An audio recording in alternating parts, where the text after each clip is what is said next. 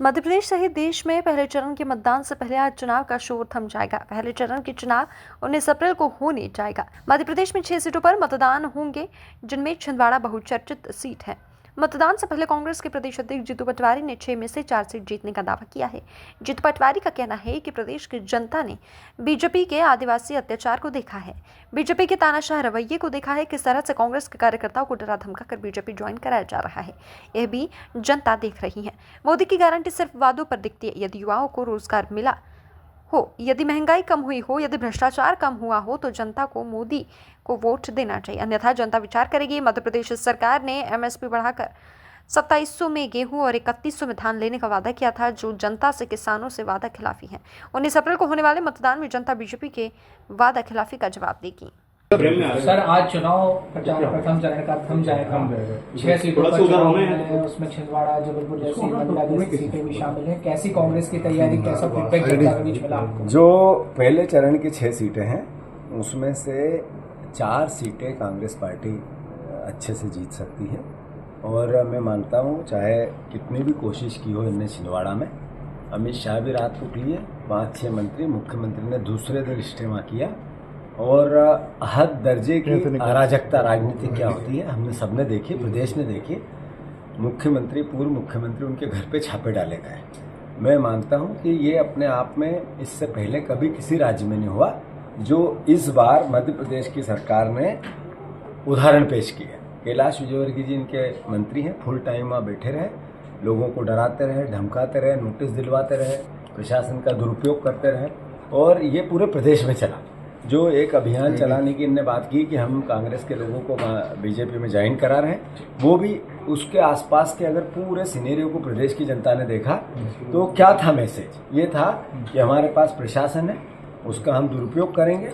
रेते का काम करने वाले, जितने हमारे क्रेशर का काम करने वाले, परिवहन का काम करने वाले, जो परिवार का साथी कांग्रेस पार्टी में था और अल्टीमेटली सरकार की तानाशाही के खिलाफ या प्रशासन से डर सकता था, उसको सबको ले गए।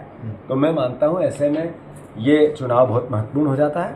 पर ये याद रखना चाहिए, मैं प्रदेश की जनता को और खासकर 6 सीटों पर परिवारजनों से अनुरोध करना चाहता हूं, आपको विचार करना पड़ेगा कि 5 गारंटियां मोदी ने दी थी।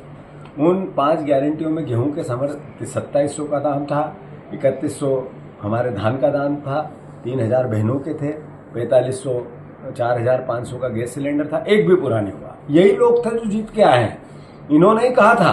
तो ये विचार वोट करते वक्त डालना, सोचना पड़ेगा कि मोदी जी ने 2014 में कहा कि आपके बेटे को रोजगार दूंगा। अगर आपके बेटे को मिल गया हो तो फिर मोदी जी का वोट बनता है, और नहीं मिला है तो फिर विचार करना पड़ेगा।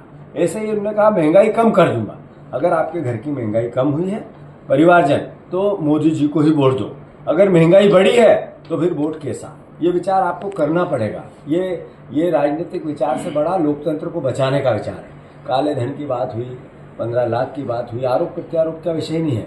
हम सजग देश के नागरिक हैं, समझदार देश के नागरिक हैं। विचार करें और फिर बताएं कि मोदी से हमारे घर में कुछ सुकून आया है, संपन्नता आई है, समृद्धि आई है, तो वोट उन्हीं का बनता है। और नहीं आई है तो फिर उनको हराना चाहिए। बस इतना ही है। अमित शाह ने आज भगवान राम जी का ये पावन पर्व हमें सीख देता है इस बात की कि मर्यादा पुरुषोत्तम राम एक राजा कैसे थे, एक बेटे कैसे थे, एक पति कैसे थे, एक मित्र कैसे थे, एक नागरिक कैसे थे, और सत्य के लिए किस हद तक लड़ा जाता है मर्यादा के साथ। ये सारी सीख मर्यादा पुरुषोत्तम राम हर परिवार को देते हैं, सिर्फ हिंदुओं को नहीं देते हैं।